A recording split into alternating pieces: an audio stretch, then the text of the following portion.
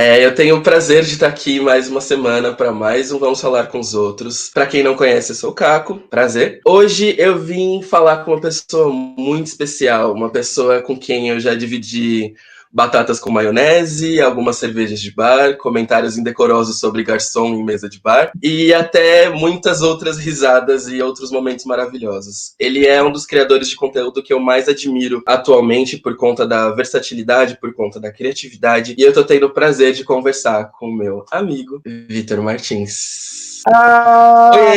Oi, gente! Oi, Caco, que prazer, que introdução maravilhosa, que prazer estar aqui hoje, nesta manhã. Para quem não sabe, histórias de bastidores, obriguei Caco a acordar cedo no sábado de manhã para a gente gravar junto. Então estamos aqui, iluminados pelo sol, e eu acho que vai ser um bate-papo muito empolgado. Como o Victor falou, né? Todos os outros episódios foram gravados à noite, porque sou gótica, né? Uma pessoa da noite, uma criatura das trevas. E aí, né? Por conta da amizade, a gente faz o quê? A gente vai e grava são 12:08 agora, em São Paulo. O sol está a pino. Estamos aqui gravando. Amigo, que bom que você está aqui. Eu tô muito feliz que você está aqui comigo hoje. Então, começando esse nosso papo maravilhoso, conta pra todo mundo que ainda não te conhece, que eu acho um pouco difícil, algumas pessoas que não te conheçam, que estejam no meu canal, mas conta um pouquinho quem é você e quais são seus projetos, o que você anda fazendo, conta pra mim. Perguntas, né? Quem é você? Aquele... Mas vem cá, eu me conheço. Então, meu nome é Vitor Martins, eu sou escritor, eu sou ilustrador, eu sou tradutor, eu faço um monte de coisa. Eu sou uma pessoa que gosta muito de internet, de manter contato com pessoas na internet, de produzir coisas para a internet, mesmo não gostando. Às vezes eu não me coloco muito nessa caixinha do produtor de conteúdo, porque eu não sinto que eu estou produzindo muita coisa, assim. Mas eu gosto de estar na internet, de interagir com as pessoas sobre as coisas que eu estou fazendo, e eu gosto muito de conversar. E eu acho que isso é uma das coisas muito legais. O main factors about Victor, né? É só a sua principal seleção, gosto muito de conversar. Mas só um parênteses antes de você continuar, eu acho que as pessoas têm uma tendência de associar criador de conteúdo com youtuber ou com instagrammer ou coisa do gênero, mas pensando na pluralidade de coisas que você faz, acho que uma maneira de definir profissionalmente sem que remeta, né, diretamente a uma profissão mais do que a outra, eu acho que é justamente cantora, atriz, apresentadora, não sei o que, produção de conteúdo, mas englobo.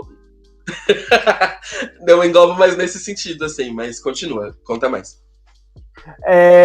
Eu tenho 2 livros publicados, que são 15 Dias e 1 Milhão de Finais Felizes.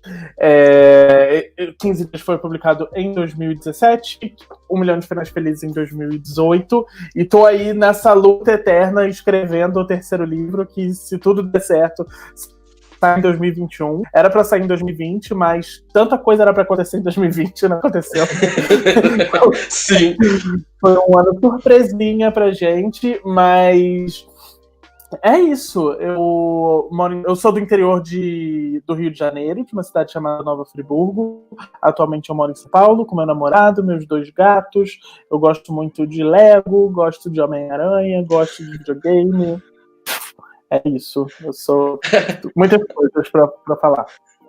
A melhor introdução possível. Eu ia até pegar, porque ele tá aqui na minha prateleira fácil, inclusive. Um deles tá aqui, o 15 Dias tá aqui, e o outro tá na minha prateleira que eu tô encarando de frente, o 1 Milhão de Finais Felizes. Eu queria muito falar um pouco sobre eles e começar a introduzir, né, o nosso papo, falando um pouco sobre esses 2 livros. Um deles eu tive o prazer de saber de antemão que o personagem ia se chamar Caio, assim como eu, e tive o prazer também de participar de um processo de divulgação que foi uma das coisas mais sensíveis que eu vi para uma divulgação de um livro assim na vida, que foi aquele projeto maravilhoso, que eu vou deixar depois o link, tem o link fácil em algum lugar, Vou deixar depois o link do que foi feito para a divulgação de 15 dias, que foi um trabalho super sensível falando sobre gordofobia, né, envolvendo pessoas hétero ou não, e falando um pouco sobre a realidade do corpo e a realidade da vida de cada um deles. Teve eu, o Léo Maia, a Thali, a Larissa e teve mais... A Tereza.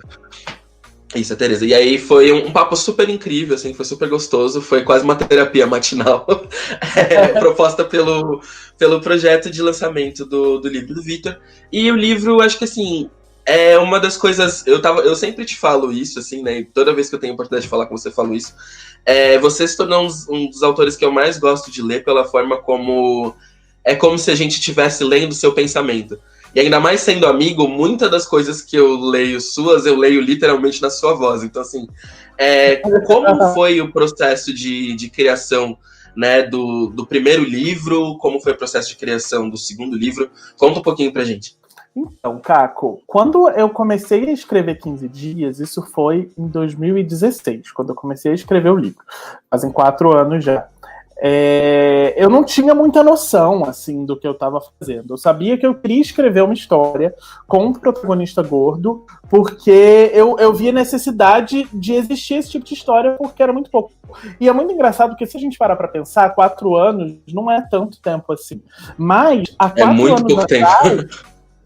4 anos atrás, as conversas que a gente tinha sobre gordofobia, sobre autoestima, etc., não estavam tão evoluídas como elas estão hoje. Elas não eram tão presentes, elas não eram pautas que estavam tão, assim, no dia a dia das pessoas.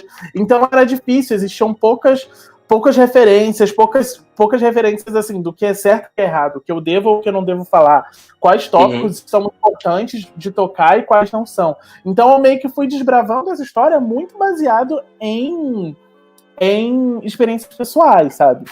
Sim. Principalmente quando eu estava escrevendo. O Felipe, ele é um adolescente, e a percepção adolescente do mundo, do corpo, da maneira como a gente se apaixona, é muito extrapolada, assim, é muito diferente. Então eu tive que revisitar muito tudo que eu achava de mim mesmo quando eu era adolescente, a maneira como eu me via, e foi um processo criativo que, ao mesmo tempo que foi meio libertador, é doloroso, sabe? Porque você tem que voltar, você tem que revisitar coisas que muitas vezes a gente evita revisitar porque machuca a gente. Só que tem muita coisa que a gente só vai conseguir trabalhar aquilo se a gente encarar de frente, se a gente voltasse. E escrever esse livro foi basicamente isso pra mim. Foi olhar pro meu eu adolescente e ver muita coisa que eu deixei de resolver porque eu não queria encarar, porque eu me sentia coagido, porque eu tinha vergonha, porque eu tinha medo, e a gente vai empurrando isso tudo para debaixo do nosso tapete emocional, né?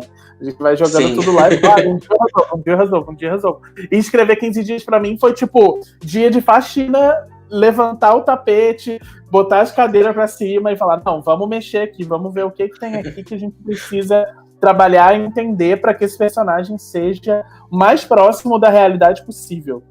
E o processo de 15 dias foi meio assim, foi meio caótico, justamente porque tecnicamente eu não sabia o que eu estava fazendo, eu não era escritor, eu estava contando uma história, assim. Então eu não tinha técnica. Claro que a gente, eu sempre fui muito leitor, né? E quando você lê muito, não necessariamente te ensina a escrever, mas te dá muitas ferramentas narrativas que são importantes para você contar uma história. Mas foi assim, completamente. Estou fazendo isso pela primeira vez e vamos ver se vai dar certo. E, obviamente, né, deu super certo. Eu acho que o reflexo disso é a forma como as pessoas reagiram ao seu livro.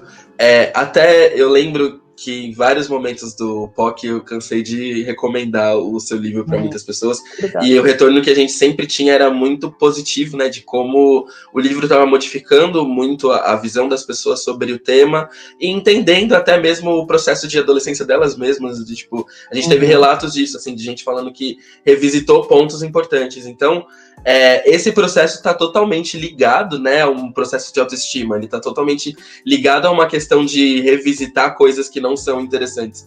E como traduzir isso de uma forma bacana, sem que de alguma forma te atravesse tanto assim, sabe? Sem que te doa tanto falar sobre isso, mas trazer um ponto de vista do personagem. Como foi isso pra você?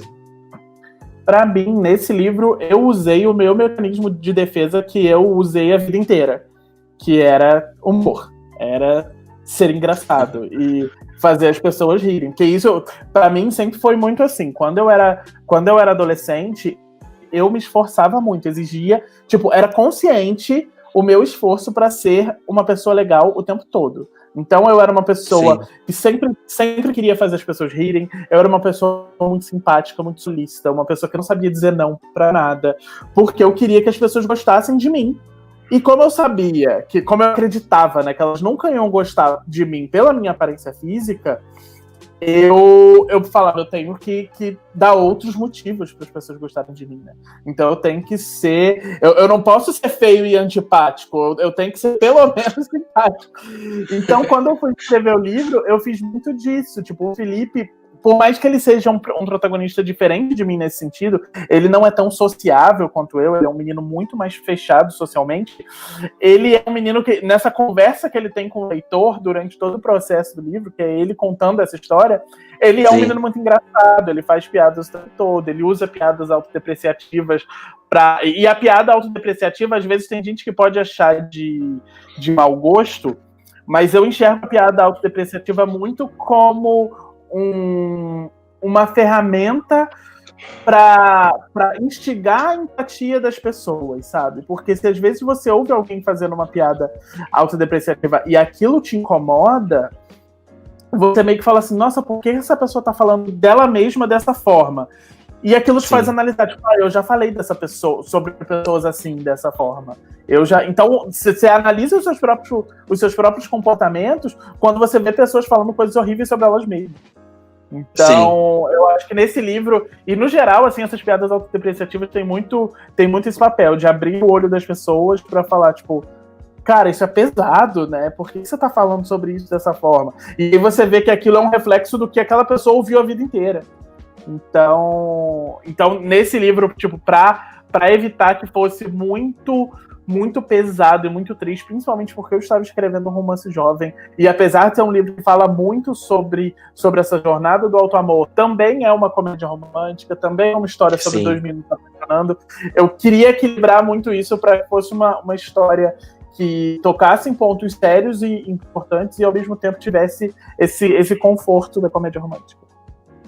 Sim, e acho que você conseguiu traduzir isso muito bem. Tanto que a diferença do 15 dias para 1 milhão de finais felizes é muito notável, né? Principalmente pela forma como a narrativa é escrita, na forma como você coloca o ambiente dos personagens muito diferente do que está se passando. E acho que até também a idade dos personagens também faz com que a narrativa tenha uma evolução muito significativa. E você falou que no 15 dias você não tinha tanta experiência, né? Na hora de escrever, mas nesse você já tinha a experiência e o retorno do público.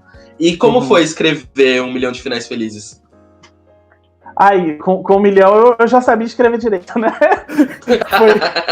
Tecnicamente foi menos sofrido.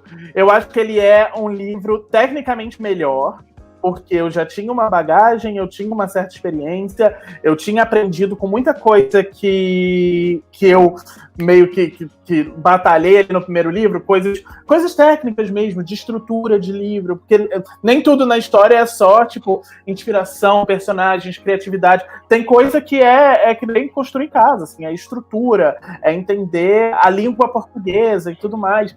Então, no primeiro livro, isso tudo eu fui meio que, tipo, desbravando conforme eu conseguia. Sim. Perdão.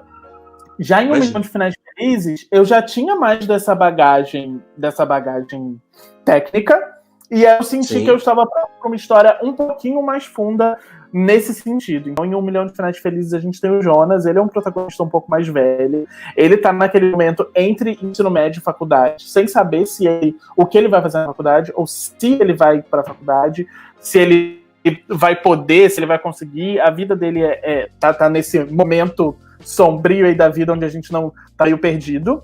E é um livro que fala muito sobre relações familiares, sobre religião, sobre como a religiosidade pode afetar a vida de pessoas LGBT de um jeito assim, muitas vezes irreversível e deixar marcas muito profundas na vida dessas pessoas, mas que o seu passado enquanto pessoa que cresceu dentro de uma família muito conservadora, muito religiosa, não necessariamente vai definir todos os passos da sua vida. Não precisa definir a sua jornada, sabe? Porque esse momento que o Jonas está vivendo é um momento crucial na vida de qualquer jovem, que é aquele momento da encruzilhada, né? Em que a gente está parado, assim, tem vários caminhos, e é um dos primeiros momentos da vida em que a gente meio que decide por nós mesmos. E é uma decisão muito difícil, é um caminho mega difícil para seguir sozinho, e esse livro é sobre isso, é sobre entender que você não precisa seguir sozinho, que tá tudo bem pedir ajuda, e muitas vezes é extremamente importante que você peça ajuda, e que você peça ajuda a pessoas que te amam verdadeiramente, que te amam por tudo que você é, sabe? Que não impõem condições no amor que elas têm por você. E é um livro sobre isso, e ele tem algo... Claro que ele é divertido também, ele tem umas bobeirinhas no meio, tem um romance super bonitinho, porque eu sempre vou enfiar isso nos meus livros de alguma forma. Tem cenas muito absurdas de amigos juntos indo pra festa e tudo mais, mas no geral é um livro sobre isso, sobre se encontrar no mundo enquanto eu lia muito como um livro sobre liberdade, né? Porque no fim das contas é a liberdade do sentir, a liberdade do viver, a liberdade do fazer. Eu acho que em vários momentos, né, existe uma tentativa do personagem de vivenciar isso, né, como um processo de crescimento, de evolução natural que a gente tem quando a gente entra nessa fase, né, dos 18, 19, por aí, que a gente tá nessa de decidir o que vai fazer, decidir faculdade. Eu acho ele um livro muito legal justamente por conta disso, assim. A forma como ele aborda a relação familiar e a mudança, né, dos espaços, de conquistar o próprio espaço, porque você sabe que você não é bem-vindo e tudo mais. Tudo isso tem um pouco também de vivência, né, de história, de construção, de pessoas que estão à sua volta traduzindo isso. E isso também fez parte do seu processo criativo, né, nesse livro, olhar para dentro e olhar para o lado para poder construir. Como foi? Horrores. Esse livro também eu precisei entender muita coisa, e foi um livro onde eu finalmente consegui parar e fazer as pazes com a relação mega complicada que eu tinha com a minha família e tentar enxergar a minha família de outra forma, mas ao mesmo tempo impor as minhas condições. E tipo, aquele menino que eu falei que eu era, que dizia sim pra tudo, tem momentos que a gente precisa dizer não, e às vezes nem sempre o não é o caminho fácil, às vezes a gente diz sim porque é o caminho fácil, mas se impor dessa forma, e isso pra mim pessoalmente é um desafio até hoje, essa questão de me impor e mostrar as minhas condições, e foi um livro assim que me ensinou muito, e diariamente, por ele ser um livro mais pesado nesse sentido assim ele é um livro que trata um lado mais difícil da vida das pessoas enquanto pessoas LGBT. Então, é um livro que, junto com ele trouxe muitos relatos de leitores que me apresentaram diversas realidades diferentes, muitas delas semelhantes ao que o Jonas vive, mas existem muitos Jonas no Brasil, sabe? Existem muitos meninos como aquele, e meninas e meninas, que estão vivendo em situações onde é muito difícil enxergar uma luz no fim do túnel. Então, esse livro, o processo de escrita me fez crescer muito, mas eu acho que ele me ajudou muito mais depois de publicado, com o que ele trouxe para mim depois que as pessoas leram. Tipo, o que as pessoas tiram desse livro, para mim, é muito mais grandioso do que eu tirei escrevendo, sabe? Então é um livro que qualquer relato de pós-leitura dele sempre me deixa emocionado, sempre me deixa um pouco abalado. Às vezes são histórias que falam, eu passei por isso, mas hoje eu estou num lugar melhor. E aí é uma história que me dá esperança. Às vezes estou passando por isso e tô nisso até agora, eu não sei o que eu faço. Sim. Então são histórias que tipo, pesam, mas é um livro que ficou, pra mim, ele ficou muito maior do que ele é só como história. O que eu recebi de presente dele depois foi muito grandioso pra mim. Maravilhoso. E, amigo, antes disso, né, antes de você começar a trajetória, eu vou falar sobre duas coisas ainda que eu quero muito falar com você, antes da gente mudar para o próximo tópico. Antes de você começar com os livros, você teve um caminho pela internet, né? Eu acho que quando a gente fala sobre Caminho das Pedras e, né, como as pessoas tendem a mensurar sucesso de formas muito específicas. E eu acho que você atingiu um espaço onde você garantiu um reconhecimento das suas obras e garantiu um reconhecimento da sua vida, que eu acredito que você entenda por sucesso, mas teve todo um caminho a se trilhar até chegar nisso. E eu queria que você comentasse um pouco sobre esse caminho, do tipo, como foi lidar com a escrita só pela escrita, quando você fazia alguns outros contos e publicava outras coisas aqui e ali, como foi a era youtuber, que eu sou uma das pessoas que mais defende essa era sua, como foi todo esse processo para você, até você chegar no momento onde você virou e falou assim, não, eu vou focar agora na escrita, né? Porque até mesmo acho que na questão da ilustração você também traz ainda isso presente dentro das suas coisas, mas hoje em dia eu entendo que as pessoas te conhecem mais pelos livros, né? Pela pessoa que escreve os livros. Como foi para você essas mudanças até chegar nisso? Caco, eu sou... Quantos anos você tem? A gente tem mais ou menos a mesma idade, não tem? 29, amiga. 29, super gêmeos. Você é de 91? Eu faço 30 maio do ano que vem. Eu faço em março. Mas enfim, então eu acho que você vai entender muito isso que eu vou falar. Nós somos de uma geração em que a nossa adolescência ela foi muito pautada pela popularização da internet. Era muito fácil ter acesso à internet durante a nossa adolescência. E foi o começo de tudo, assim. E isso era uma coisa que encantava muito, porque, como eu disse no começo do nosso bate-papo, eu sou de uma cidade do interior do Rio de Janeiro chamada Nova Friburgo, que é uma cidade bem pequena, e eu sempre fui um adolescente diferente. Eu era um adolescente, eu era uma bichona, claro, mas eu era o adolescentezinho emo, eu era o adolescente que gostava de músicas alternativas, que passava lá pro jogo escondido. Você é o adolescente emo até hoje. Mas eu era... Numa cidade tão pequena, era muito difícil encontrar pessoas que se pareciam comigo nesse sentido, que gostavam das mesmas coisas que eu, na minha cidade. E aí, a internet abriu portas para mim nesse sentido, de falar, meu Deus, eu posso conhecer gente do Brasil inteiro. E na nossa adolescência foi a época de ouro do Orkut, que foi uma rede social que tipo, unificou o Brasil de uma maneira muito absurda e muito rápida, muito rápida. Sim. E aí, muito eficaz, né? Porque foram anos. Sim, sim. E quando eu comecei a entender isso, que eu poderia ter esse contato com pessoas diferentes, de diferentes lugares, eu comecei a ver a internet muito como uma janela para o mundo, para mim. Era um lugar onde eu não me sentia mais tão sozinho, era um lugar onde eu podia compartilhar as coisas que eu gostava. E desde essa época, desde a minha 8ª série, primeiro ano do ensino médio, mais ou menos, eu comecei a ver a internet como um lugar de fazer conexões. E eu era muito curioso nesse sentido. Então, tudo que aparecia de tipo, a nova rede social, a nova mania dos jovens, eu ia atrás, eu ia correr para ver o que era. Então, tipo, agora é o que tá todo mundo fazendo? Blog? Eu vou fazer um blog. Chegou aqui agora o Twitter. Eu vou fazer o Twitter. Eu vou entender como funciona isso. E era uma curiosidade só de ver como aquela plataforma funcionava. E na época nem existiam tantos termos para definir coisas como a gente tem hoje. Tipo, plataforma, usuário, interface, são todas palavras muito novas.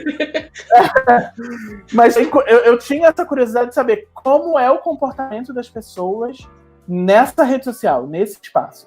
E aí eu fui. Então, a minha primeira tentativa de criar alguma coisa, a minha primeira tentativa de ser um criador de conteúdo, foi com a primeira historinha que eu escrevi, que era uma história dos amigos da escola, que formavam uma banda e tudo mais, e eu publicava ela semanalmente numa comunidade do Orkut. Então eu tinha o tópico, e eu ia escrevendo lá, e eu ficava, assim, extremamente ansioso para ver o que os meus amigos de Orkut iam achar, que eram pessoas que... Tem gente que era tudo naquela época e eu nunca vi na minha vida. Eram pessoas que eu conversava todos os dias e eu nunca vi na minha vida até hoje, nem sei onde é que tá.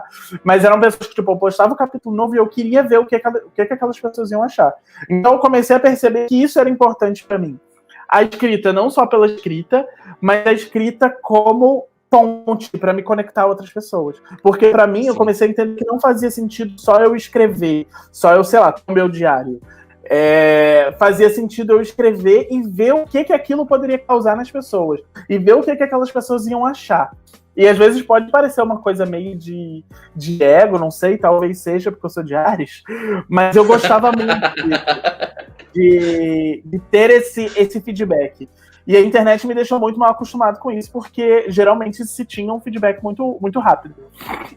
E aí, ao longo dos anos, as coisas foram passando. Teve a era Tumblr, que era a minha era mais faculdade, que eu era amiga, a gente passou pela mesma era. Inteiro. Eu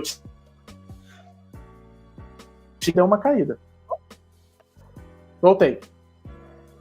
Voltou. Eu vou voltar do que eu falei da era Tumblr para facilitar para o seu editor.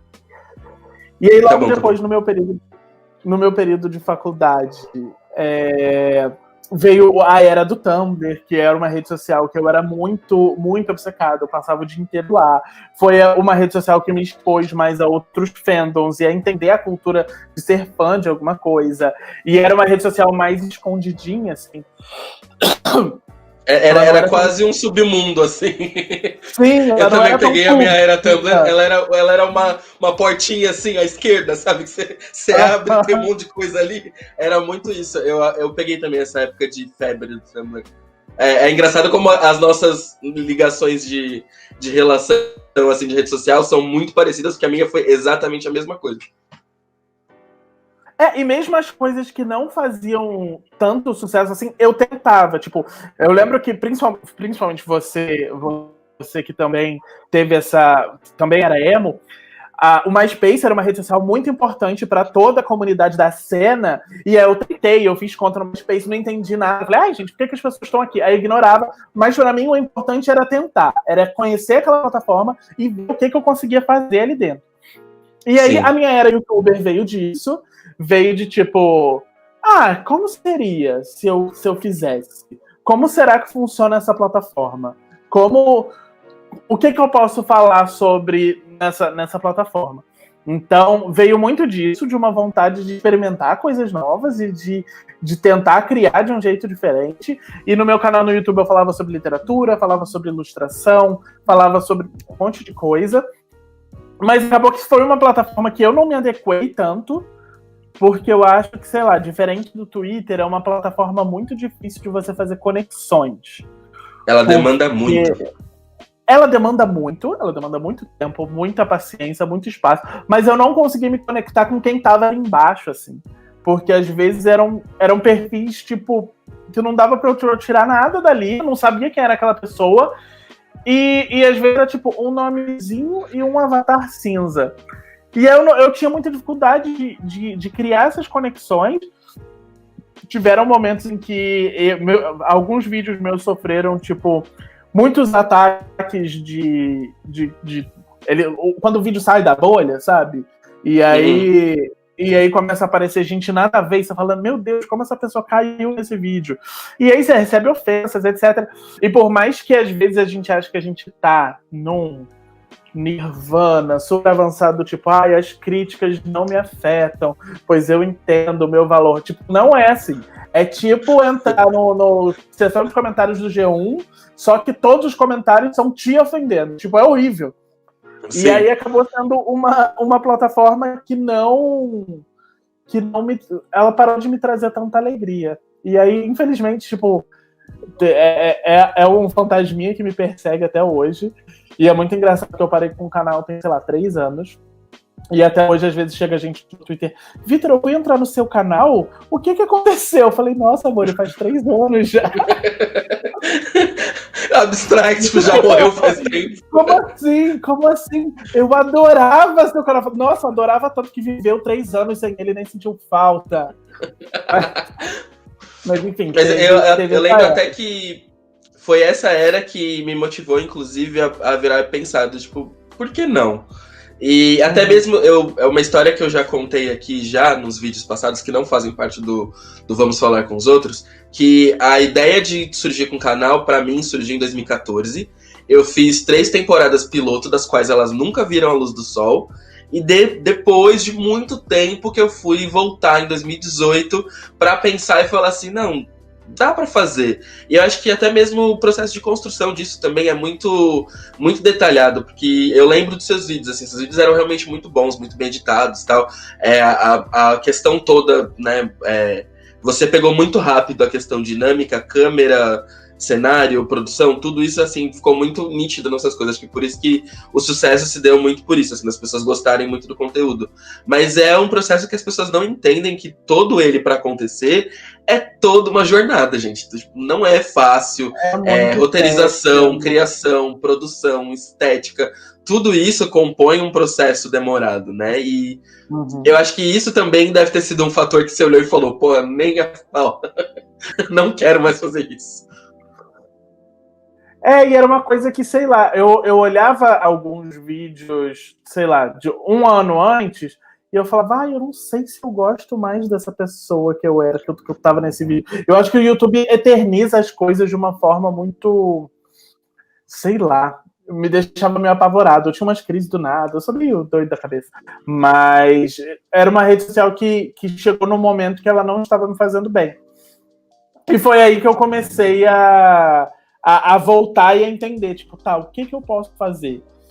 O que eu posso fazer com essa minha vontade que eu tenho de produzir alguma coisa, de contar coisas e de me conectar com pessoas, mas eu já tentei isso, não deu certo, já tentei isso, não deu certo, tentei isso, não deu certo. Não deu certo pra mim, né, no sentido, tipo, eu acho que meu canal deu super certo, foi um canal muito legal, tinha muitos seguidores, mas não deu certo pra mim, não me fazia bem, e às vezes é diferente, o que parece que tá dando certo e o que dá certo dentro da nossa cabeça. E foi aí que eu comecei a escrever 15 dias. E foi assim, no momento total, assim, estou desempregado, não sei o que eu vou fazer, vamos tentar, assim, vamos tentar uma coisa mais que vai sair daqui, né? menos tecnológica e acabou dando certo, assim. E eu fico muito feliz que hoje as pessoas me reconhecem pelos livros, porque são coisas que eu tenho muito orgulho de ter feito. Sim. E aproveitando agora, vamos sutilmente mudar de quadro. Vamos falar de referência, inspiração e até resgatando uma coisa que você deixou ali meio escondidinha no começo da conversa, que agora eu quero puxar para saber um pouco mais. Você está fazendo agora o terceiro livro, né? E eu acho que dá pra gente embalar um pouquinho dessa parte de referência e inspiração, e até mesmo você traduzir um pouco do que são as referências e inspirações que você tem que te ajudaram a escrever os 2 primeiros. Conta um pouco pra gente como tá sendo esse processo do terceiro livro, e algum spoiler que você possa dar, que seja leve, obviamente, senão sua editora me mata, mas contando um pouquinho do que se pode esperar para esse próximo livro. Então, esse livro não era para existir agora, né? No começo do ano, eu tinha anunciado para esse ano um livro que chamava Fred e Fred. E era uma comédia romântica de fake boyfriends dentro de um portal de notícias. Era uma história muito divertida. E aí aconteceu, 2020, né? Eu tava com, sei lá, 1/4 desse livro escrito, o plano era terminar ele até mais ou menos julho e tal. Quando veio o começo da pandemia em março, eu fiquei assim, não, que esquisito tudo. Todo mundo, né? Ninguém sabia quanto tempo ia durar, o que ia rolar e tal.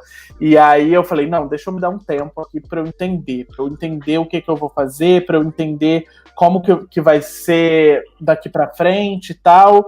E aí, abril foi um mês, assim, que eu vegetei, não fiz nada em abril.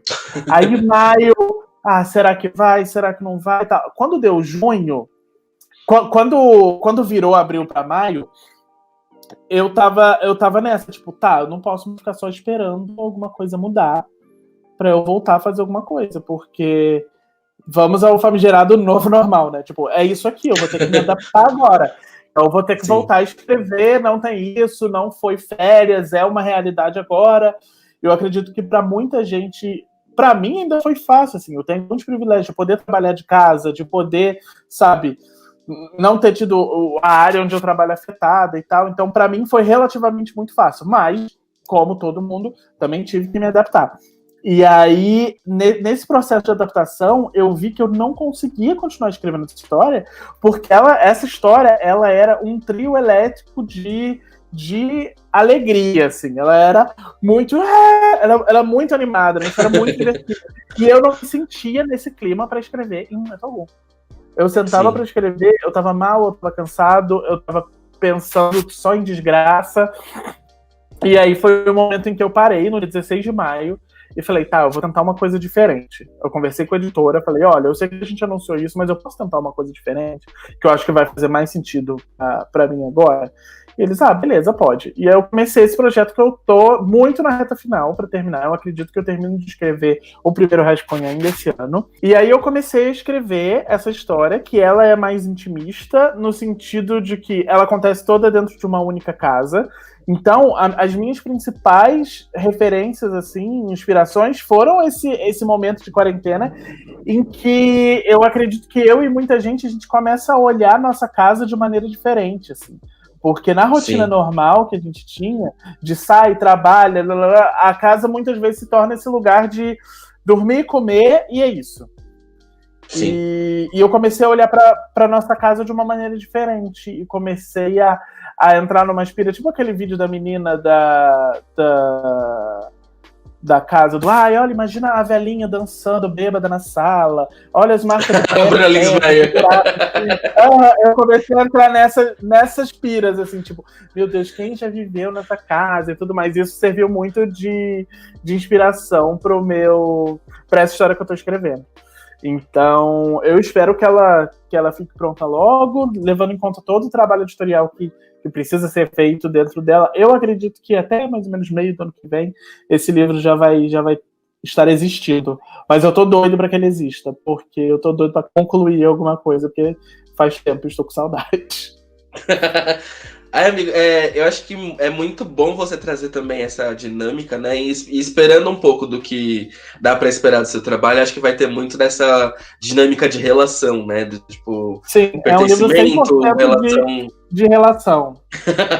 Não, é que eu ia falar que já dá pra ter uma noção do que você tá tentando traduzir já através desse histórico, né? De como você vê a questão toda da sua casa, da dinâmica e tal. E eu acho isso muito legal pro momento que a gente tá vivendo, né? Porque ajuda também a sensação de pertencimento e de noção de espaço que a gente vai ter. Porque a gente não sabe, a gente tá literalmente lidando com premissas de uma vacina, ou seja, a gente não sabe o que vai acontecer e não sabe quando essa quarentena, não quarentena, vai continuar acontecendo e existindo dentro do nosso dia a dia.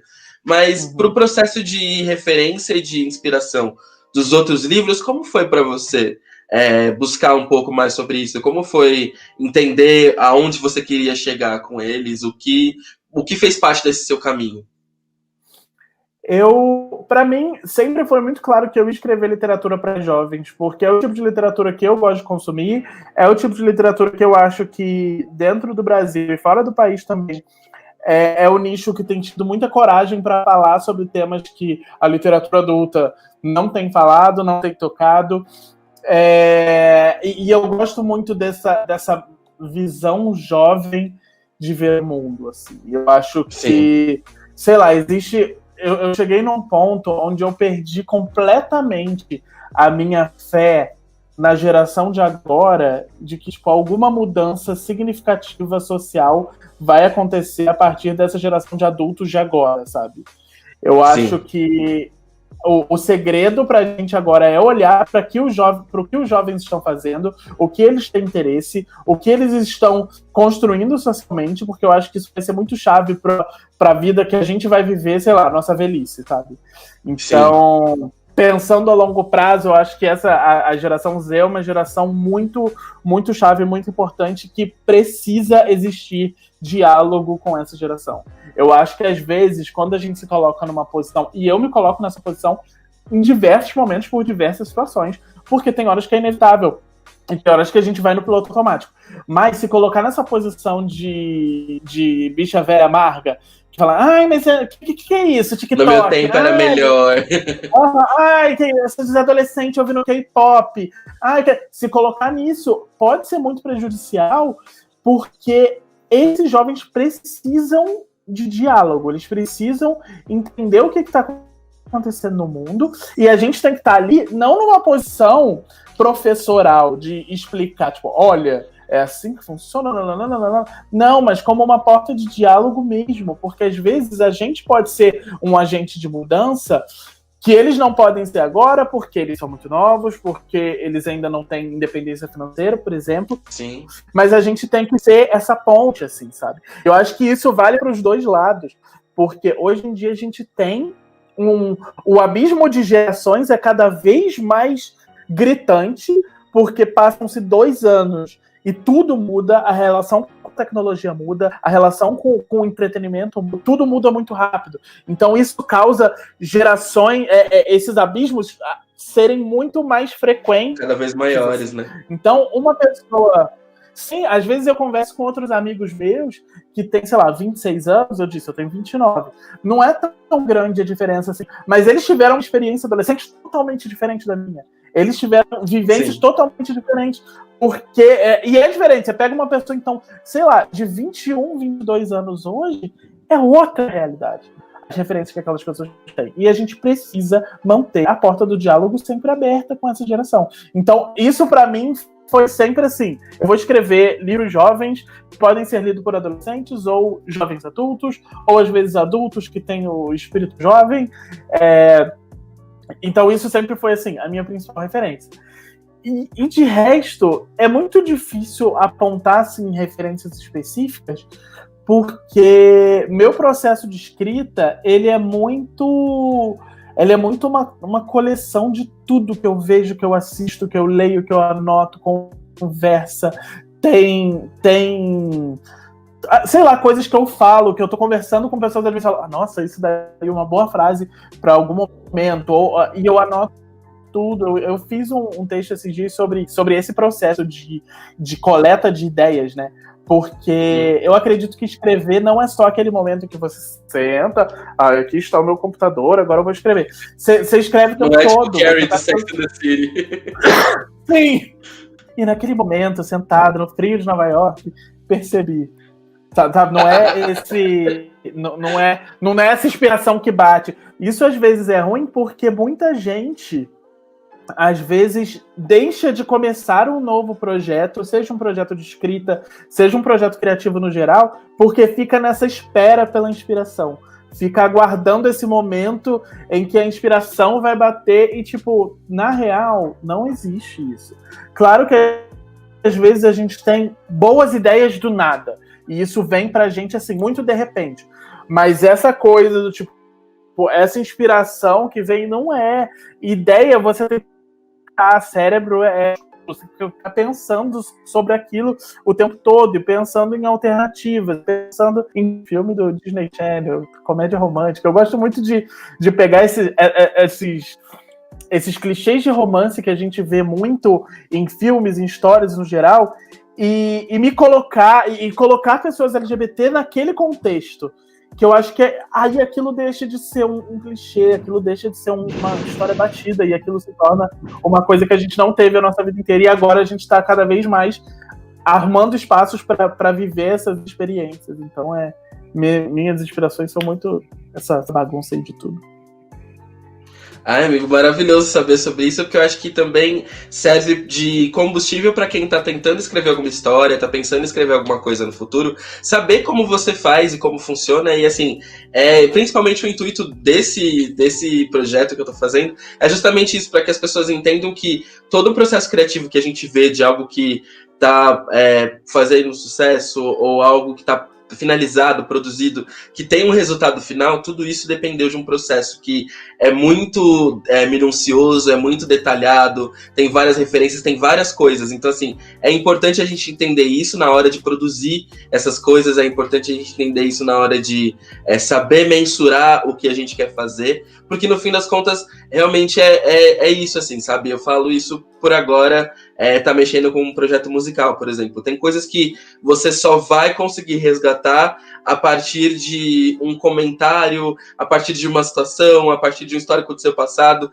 que isso vai trazer e vai fazer sentido e vai somar com o que você tem. Você vai falar, pô, é isso, entendeu? É dessa forma.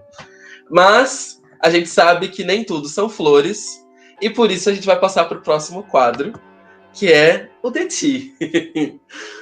Vamos lá para o nosso bate-bola jogo rápido sobre um pouquinho das suas produções. Então, vamos falar sobre o seguinte, né? Vamos começar com uma pergunta bem apimentadinha, assim. Se você pudesse apagar alguma coisa que você fez para sempre, sem medo, sem dó, sem nada, você apagaria? E se sim, o quê? Alguma coisa que eu fiz? Ai, meu Deus. Ai, não sei. Eu acho que é idiota o discurso. Eu vivo sem arrependimentos. Porque todo mundo tem arrependimentos. Mas eu acho que... Ai, sei lá. Tem uma coisa que me... Eu não consigo... Meu Deus, que resposta difícil de sair de dentro de mim. Mas é porque eu não consigo colocar isso tipo como uma situação só. Mas, há alguns anos atrás, eu era uma pessoa que gastava muita energia na internet falando sobre coisas que eu odiava. Cantoras, filmes. Se eu odiava uma coisa, eu falava sobre como eu odiava aquela coisa o tempo inteiro. E, tipo, eu falava com um certo senso de humor, e aí as pessoas que também odiavam falavam, é isso mesmo. Então eu recebia meio que uma validação daquilo, e eu me achava meio tipo, olha como eu sou divertido, eu odeio isso, e eu tô fazendo as pessoas rirem a partir do ódio que eu tenho sobre isso. E eu acho que isso era uma coisa que eu apagaria da minha personalidade. Eu cresci muito, eu aprendi muito, falei muita merda, e tomei muito na cabeça por conta disso, mas eu acho que eu apagaria essa... Todas as vezes em que eu achei que eu precisava gastar muita energia odiando alguma coisa. Ai, maravilhosa resposta. Acho que é até um ensinamento para todo mundo aí que tá perdendo tempo falando besteira na internet, para prestar atenção como propagar o ódio também é uma coisa que a gente faz muito e não percebe, né? Então é importante isso. Uhum. E se você pudesse refazer um conteúdo que você olha e fala, pô, faltou isso assim para ficar incrível, qual seria esse conteúdo? Eu acho que mais por aquilo que a gente conversou, sabe? De toda a situação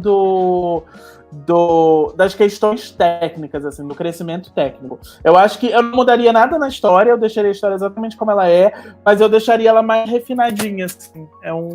É uma coisa que eu penso às vezes. Mas não para agora, sei lá, só quando eu fizer 50 anos do livro, a gente lança uma edição especial de 50 anos revisitada. Se bem que, na verdade, né, eu acho que, pra quem não tá sabendo, mas tá sabendo agora, 15 dias vai ganhar uma adaptação, né? Essa adaptação Sim. Pode ser em filme ou série, ou seja, a chance de reescrever a história pode ser que esteja mais perto do que a gente imagina. Pois é, eu espero que essa adaptação, só para contextualizar todo mundo, a Conspiração Filmes está trabalhando numa adaptação de 15 dias, mas assim, tá tudo muito nos estágios iniciais, a gente não tem assim muita ideia ainda do que vai ser, como o Caco falou, a gente nem sabe se vai ser série ou filme, existem conversas com players para ver o que vai acontecer.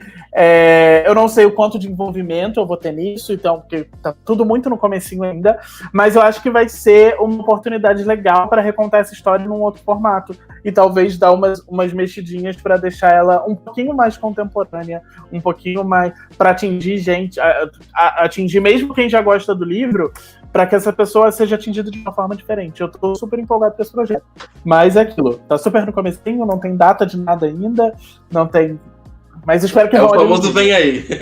É o famoso vem aí, não já saiu, saiu do será que vem aí, agora só é um vem aí. Uhum.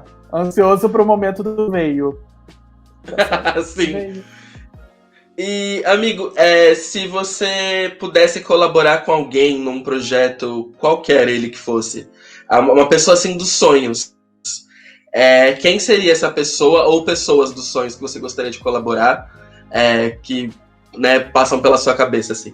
Seja como escrita, seja como, né, por exemplo, filme, ou o que quer que seja. Eu tenho esse projeto dos sonhos de toda a minha vida de livro, que eu quero muito escrever uma história com o Lucas Rocha, que é outro autor maravilhoso, amigo meu, perfeito, incrível, e com a Iris Figueiredo, que eu acho que são dois autores que as nossas escritas conversam muito entre si, mas ao mesmo tempo elas são muito diferentes, elas têm pontos marcantes muito diferentes, e o meu sonho real é escrever uma história com eles. Mas eu tenho, se a gente for falar assim de projeto megalomaníaco, e eu ainda sou muito pé no chão assim para falar sobre projeto que vai depender muito de outras coisas, né? Então, eu acho que o que eu consigo fazer hoje são projetos de escrita que eu consigo, tipo, tá na minha mão, assim.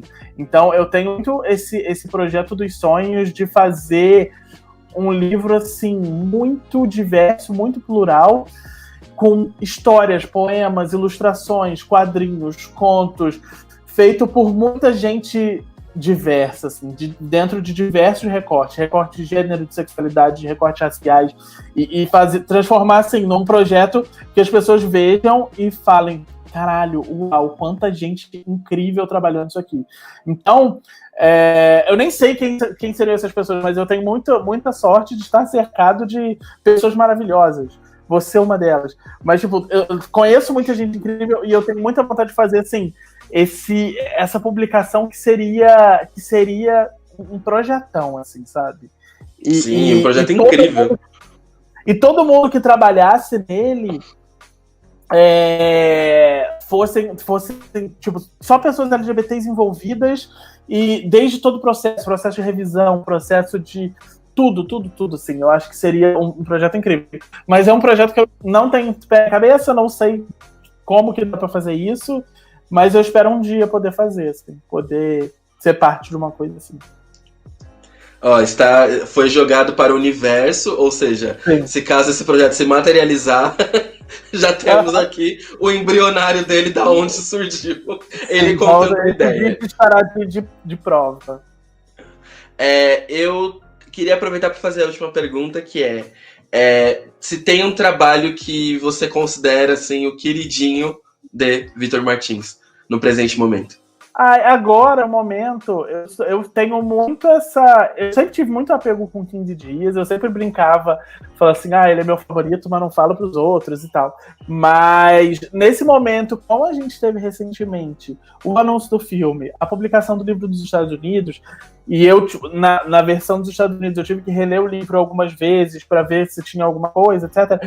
Essa história ainda, agora, esse ano, ela tá muito na minha cabeça, ela tá muito fresca.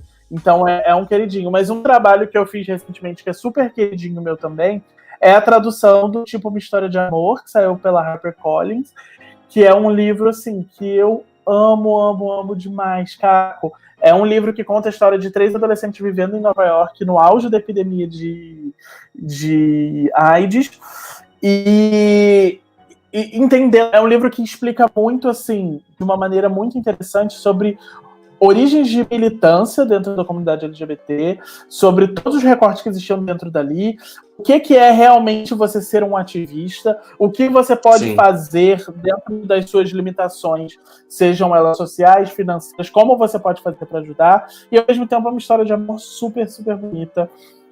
Então, essa tradução de Tipo Uma História de Amor do Abid Nazimen foi um trabalho, assim, queridinho meu também desse ano. Ai, que incrível. E você que traduziu o 15 Dias para a versão norte-americana ou foi a outra mão que traduziu? Foi a Larissa Helena. Ela é uma tradutora que... Ela é brasileira, mas ela mora nos Estados Unidos há bastante tempo. Trabalha com o mercado editorial há bastante tempo. E a tradução, assim, ficou incrível. Porque é muito diferente, né? Como o português é minha língua nativa, eu consigo pegar alguma coisa em inglês e deixá-la natural em português. Um texto que você lê e tem a naturalidade da nossa língua. Mas para fazer isso em inglês é muito mais difícil. E a Larissa Helena fez isso de uma maneira, assim, incrível. O livro, a tradução do 15 Dias, o Here the Whole Time, ficou impecável. A Larissa Helena é perfeita. Bom, amigo, eu tô muito feliz que esse papo foi incrível, engrandecedor, curioso e cheio de boas referências e boas noções para quem tá começando e quer ter uma boa referência, que era isso que eu queria trazer aqui. Eu tô muito, muito, muito feliz. E pra gente finalizar, eu queria que você desse um recadinho, aquele recadinho do coração, sabe? Do que você acha importante para deixar aqui como mensagem final. Eu acho, Caco, que muita gente que te acompanha, muita gente que pode estar aqui, pode ter vindo atrás desse tipo de conteúdo que inspira, né? Que te dá vontade de fazer coisas. E eu gosto muito quando eu termino de ver alguma coisa que me deixa com vontade de fazer, de produzir coisas também. E no momento que a gente está vivendo, principalmente se você ainda está respeitando a quarentena direitinho, muito bem, bom trabalho, mas às vezes pode parecer muito sufocante essa maneira como a gente mede o nosso valor a partir da nossa produtividade. Então, se você não está se sentindo produtivo, você se sente um lixo. Se você não fez nada naquele dia, você não vale nada. E é muito fácil a gente se sentir assim. E eu, por exemplo, eu me sinto assim em diversos momentos da minha vida. Mas eu queria só deixar esse recado para que, tipo, tudo bem você se cobrar, porque às vezes a gente precisa também dar aquelas chacoalhadas na gente mesmo, a gente parar de ser cara de pau, de ser só um camonga, senão a gente não faz nada. Mas seja gentil com você mesmo, se cobre na medida certa,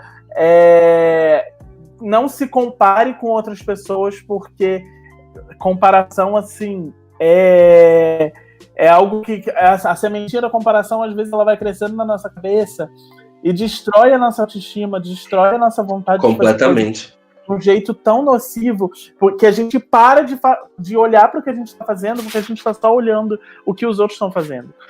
E às vezes isso pode acabar machucando a gente. Então, cuide de você, faça suas pausas quando você achar que tem que fazer pausa, foque no trabalho quando você sentir que você está no momento em que precisa focar, mas se entenda como pessoa, não como uma máquina de produzir coisa, porque ninguém é isso. Olha, recado dado, né? Todo mundo que está aí assistindo, o recado foi dado. Eu tô muito feliz, como eu falei, de ter trazido você aqui, amigo. Que bom que foi essa mensagem que você passou no final, que eu acho que ela é muito importante nesses tempos. A gente tem se dedicado muito a se manter ativo, trabalhar e fazer as coisas. E a gente sabe que não é fácil nesse período, a gente nunca viveu isso. A maioria de nós nunca viveu isso. Então, assim, vamos ser um pouco mais gentil com a gente mesmo, saber respeitar os nossos limites e tudo mais, que isso também é importante. Bom, eu vou ficando por aqui, então. Obrigado, amigo, por ter participado. Obrigado por ter somado tanto com o projeto. E, gente, até semana que vem com mais um convidado. Até mais. Tchau, gente. Muito obrigado, Caco. Eu achei que era pra eu falar alguma coisa. Lógico, é pra falar assim. Então tá, é isso. Tchau, obrigado pelo convite. Eu adorei passar essa manhã conversando com você. Siga a gente nas redes sociais, que estão aqui embaixo. E um beijo. Tchau, Caco. Obrigado, viu? Beijo, Vitor. E beijo, gente. Até semana que vem.